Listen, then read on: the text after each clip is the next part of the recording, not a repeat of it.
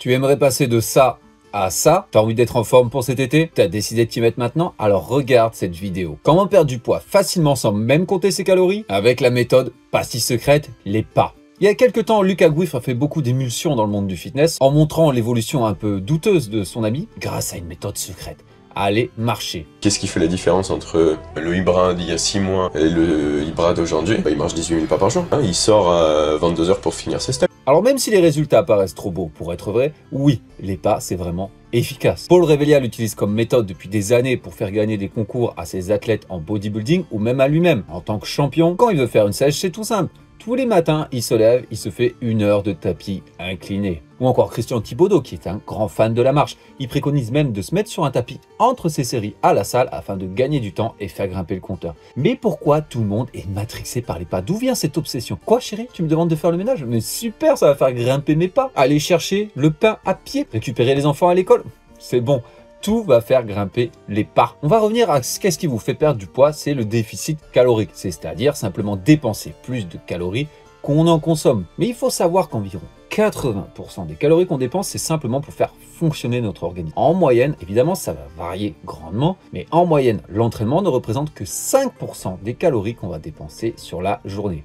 Les 15 autres pourcents, ça sera le NEAT, Non-Exercise Activity Thermogenesis, c'est-à-dire la thermogenèse de l'activité hors de l'entraînement. C'est tous les petits mouvements qu'on fait dans la vie quotidienne. Par exemple, là, quand je parle avec les mains, quand on gigote avec son pied, quand on est debout, quand on fait la vaisselle, quand on fait le ménage, quand on pointe quelque chose du doigt, quand on va marcher. Tous ces petits mouvements qu'on ne peut pas vraiment qualifier d'exercice physique, on ne va pas être à bout de souffle, mais qui dépensent quand même sur le long terme, accumuler sur une journée pas mal de calories. Ça, c'est le secret pour perdre efficacement du gras et de perdre que du gras. Premier avantage, c'est très facile de récupérer, on peut s'en taper autant qu'on veut. Si vous avez décidé de retrouver la ligne, vous faites comme la plupart des gens, vous allez vous taper un petit jogging, mais vous n'avez pas couru depuis longtemps. Allez courir 1 heure, on en reparle demain de vos courbatures. A l'inverse, si vous allez marcher 1 heure, vous le sentirez même pas quelques heures plus tard. Du coup, quand votre sèche devient intense, vous avez perdu du poids, vous pouvez quand même vous tuer à la salle, soulever bien lourd sans être crevé, sans impacter négativement vos pertes de poids ou maintenir au maximum votre masse musculaire. Oui, l'impact directement sur le corps est très faible, mais en plus, au niveau hormonal, c'est excellent. On en revient à l'éternel cortisol, l'hormone du stress.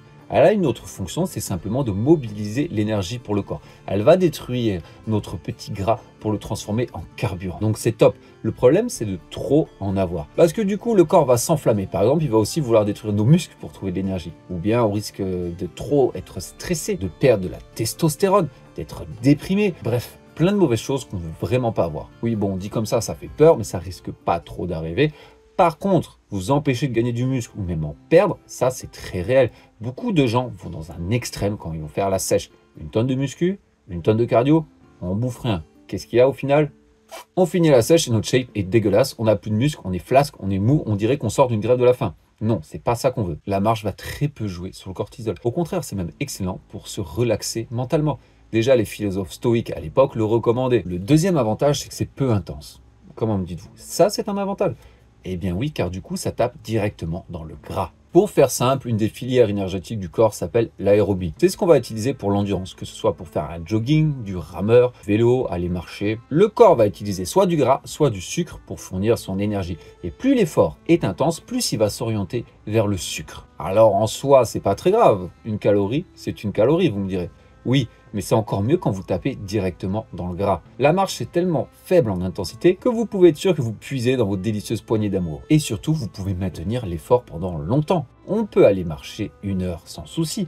Par contre, un sprint à fond sur l'isobike, après 30 secondes, vous êtes carbonisé. Ah oui, en 30 secondes, vous aurez dépensé beaucoup plus de calories et de gras. Le problème, c'est que vous ne pouvez pas maintenir l'effort. Et avec 1 heure de marche, vous aurez dépensé infiniment plus. Un autre avantage de se focaliser sur les pas, c'est qu'on peut très bien le faire à plusieurs moments de la journée. Personnellement, je sépare mes marches. Je marche un petit peu le matin, un petit peu le midi, un petit peu le soir. Je marche un peu à la salle de sport entre mes séries afin de gagner du temps. Donc au final, c'est un peu comme un petit jeu. On garde son téléphone, on a sa montre connectée, on voit les pas grimper et à la fin de la journée, on est content. Parfois, on voit qu'on a fait un peu plus, parfois un peu moins. il n'y a plus qu'à rattraper. Mais c'est quand même pratique, on n'a pas besoin d'avoir cette pression de se dire bon allez, il faut que j'aille faire absolument ma séance de cardio, j'y vais. Non, je vais sortir les chiens par exemple. Un autre avantage connu depuis l'Antiquité, c'est également pour la digestion. Les Italiens adorent par exemple leur petite marche digestive. Et oui, la position debout vous aide à mieux digérer, mais également le fait de marcher. Les petits mouvements vont activer les petits muscles du système digestif et vous aider à mieux digérer. Donc c'est effet qui se coule. Non seulement vous dépensez des calories, mais vu que vous digérez mieux, vous allez mieux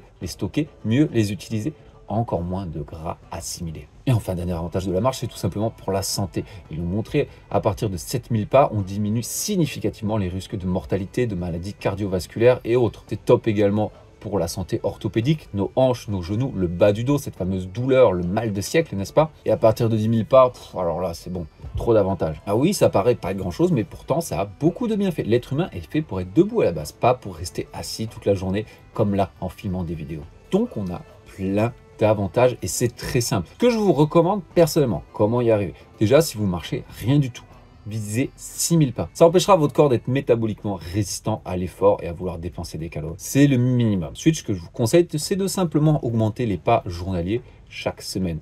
Par exemple de 500 ou 2000. La semaine d'après, vous faites 7000, puis 8000, puis 9000, 10 000. Déjà, si vous faites 10 000, ça sera top. Franchement, essayez de le faire tous les jours. Oui, même les jours où vous ne travaillez pas. Et regardez la magie opérer. Personnellement, lors de ma sèche, je vais jusqu'à 15 000. Je vous garantis que si je me tiens à mes 15 000 pas par jour, ça va fondre. J'ai même pas besoin vraiment de faire des efforts sur ma diète. Juste, j'arrête de manger des conneries comme des chips ou du McDo et je diminue un peu l'alcool. Je vais marcher. Je vous garantis, c'est saisissant. Parce que perso, compter, j'ai la flemme. Je le garde uniquement si j'ai vraiment un objectif de fou. Alors oui, c'est simple, ça paraît tout bête, mais c'est diablement efficace. Je vous garantis, essayez. Au pire, vous aurez améliorer votre santé. Bon, après on me dira le problème c'est que ça prend du temps d'aller marcher. Je suis d'accord. Mais c'est pour ça dans les petits gestes du quotidien, essayez autant que possible de gratter des pas. Utilisez l'escalier pour monter plutôt que l'ascenseur. Ne cherchez pas absolument à vous garer le plus proche possible de là où vous voulez aller. Et tout simplement rajoutez un peu de tapis avant, après votre séance de sport ou marcher entre les séries. Si vous êtes limité niveau temps sur le tapis, n'hésitez pas à augmenter l'inclinaison. Ça va sensiblement augmenter le nombre de calories. Donc ça, c'est mon arme secrète. C'est ce que je compte faire pour avoir encore une super shape cet été. Si vous avez des questions, n'hésitez pas à les poser en commentaire. Tout commentaire booste l'algorithme. Allez marcher et vous m'en direz des nouvelles.